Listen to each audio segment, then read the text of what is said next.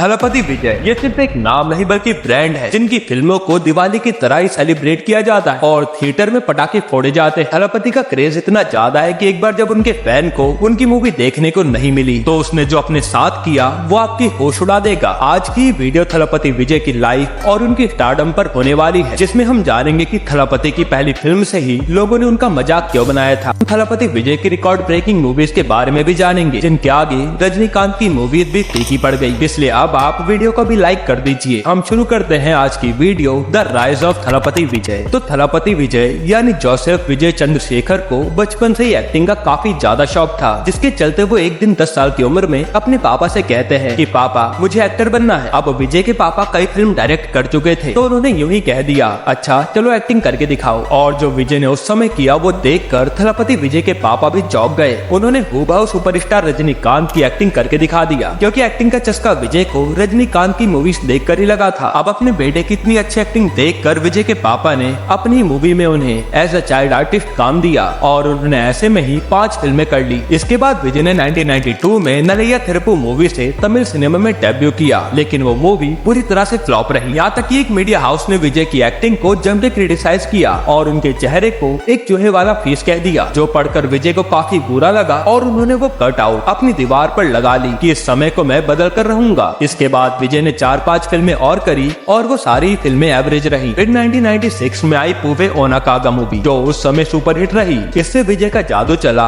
और हर media house उन्हीं के बारे में छापने लगा। यहाँ तक कि जिस मीडिया हाउस ने विजय के फेस को चूहे वाला बताया था, उन्होंने विजय की सक्सेस पर उनकी फोटो अपनी मैगजीन के फ्रंट कवर पर छापी और ये था विजय का उस मैगजीन के लिए सबसे बड़ा जवाब। हालांकि यहाँ से विजय को पता चल गया था कि ये मीडिया वाले किसी के भी सगे नहीं होते, इसलिए उन्होंने आगे से इन सब की बातों को दिल पर लगाना ही छोड़ दिया। और फिर उन्होंने लगातार एक से बढ़कर एक फिल्में करी, जिससे उनकी ऑडियंस के बीच फैन फॉलोइंग बढ़ने लगी। यहाँ तक कि उस टाइम पर फैंस तो उन्हें थलपति कहकर बुलाने लगे और वही नाम आज तक चला आ रहा है। इसके बाद विजय की जितने भी फिल्में रिलीज हुई, जैसे कनकुल निलावू, खुशी और प्रिया मनवले, सुपरहिट रही। और आपको शायद पता ना हो कि खुशी मूवी का 2003 में बॉलीवुड ने रीमेक बनाया था और उस मूवी में करीना कपूर और फरदीन खान लीड रोल में थे। खैर 2002 में विजय ने प्रियंका चोपड़ा के साथ भी एक मूवी की थी थमीजन, जो कि प्रियंका चोपड़ा की डेब्यू मूवी थी। इसी के बाद उन्होंने बॉलीवुड में कदम रखा था। इसके बाद 2004 में विजय की मूवी आई दिल्ली, जिसने बॉक्स ऑफिस पर 50 करोड़ रुपए कमाए और इस मूवी ने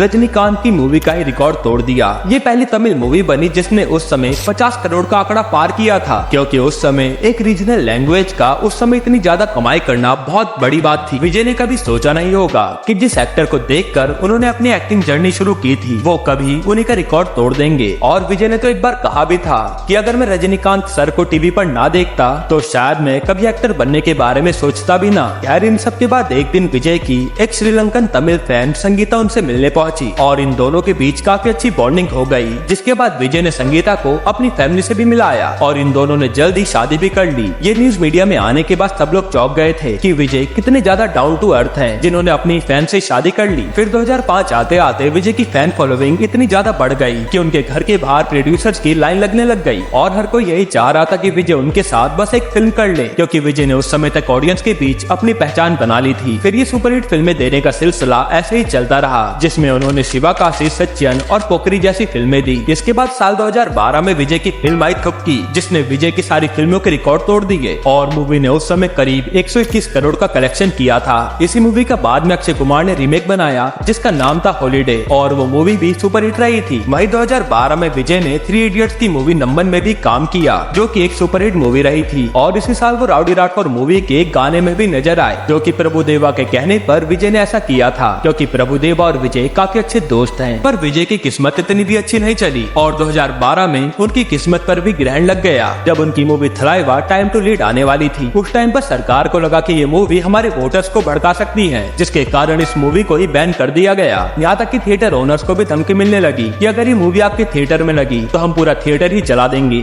और उस टाइम की गवर्नमेंट से एक दरख्वास्त करी कि उनकी इस मूवी को रिलीज कर दिया जाए। तब थलाइवा में कुछ चेंजेस के बाद रिलीज तो किया गया, पर मूवी लेट रिलीज होने के कारण मूवी के कलेक्शन से जितनी ज्यादा उम्मीद थी ये उतना कलेक्शन नहीं कर पाई और उस समय तक पायरेटेड कॉपीज भी मार्केट में आ चुकी थी, जिसके कारण थिएटर ओनर्स को काफी लॉस हुआ था। और इसी फिल्म के चलते विजय के एक फैन ने सबसे भयानक कदम उठाया था। असल में हुआ ये कि विजय का वो फैन उनकी हर movie first day first show देखता था और थलाइवा के रिलीज न होने के कारण गुस्से में उसने अपनी ही जान ले ली, जो बात जानकर सब लोग हैरान थे। इतना ही नहीं, 2015 में विजय के घर पर आईटी रेड भी पड़ी, जिसके चलते पब्लिक ने दंगे कर दिए और सब लोगों का मानना था कि सरकार विजय को परेशान करने के लिए ये सब कर रही है। हालांकि पूरे मामले में विजय पर कोई आंच नहीं आई और इन्वेस्टिगेशन में कुछ भी नहीं मिला। खैर, इन सब के बाद ही विजय ने काफी सारी फिल्में करी जो काफी अच्छा कलेक्शन कर रही थी और इसी दौरान उनकी मुलाकात हुई एटली से, जिन्होंने विजय के साथ मिलकर थेरी मूवी बनाई और मूवी ने 170 करोड़ का कलेक्शन किया और आज भी इस मूवी की रिवॉच वैल्यू काफी ज्यादा है। ये मूवी विजय के लिए भी खास थी क्योंकि इस मूवी में विजय की बेटी दिव्या ने भी रोल किया था। इस दौरान विजय को बॉलीवुड से भी काफी अच्छी फिल्में ऑफर हुई थी, पर उन्होंने सारी फिल्में रिजेक्ट कर दी क्योंकि विजय का कहना था कि जब तमिल सिनेमा ने उन्हें बनाया है तो वो इसी में रहकर कंट्रीब्यूट करना चाहते हैं। फिर 2016 में भी इनकी भैरवा मूवी सुपर हिट रही और 2017 में विजय ने मर्सल फिल्म की जो ब्लॉकबस्टर बनी और मूवी 250 करोड़ कमाकर सिर्फ इंडिया ही नहीं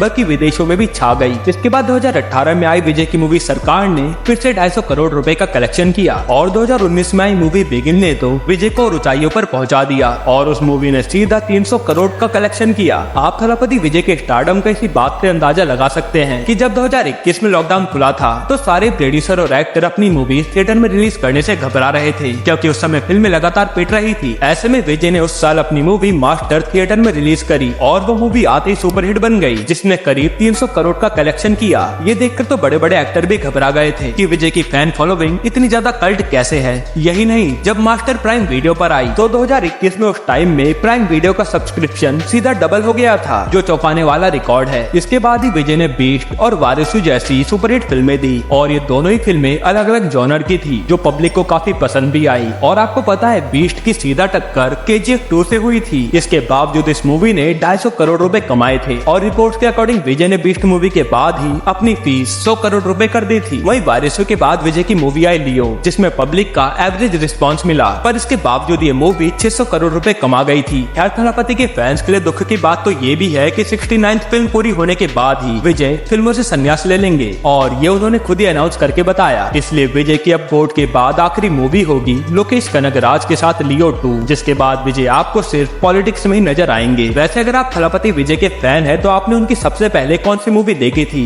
याद हो तो कमेंट में बताइएगा।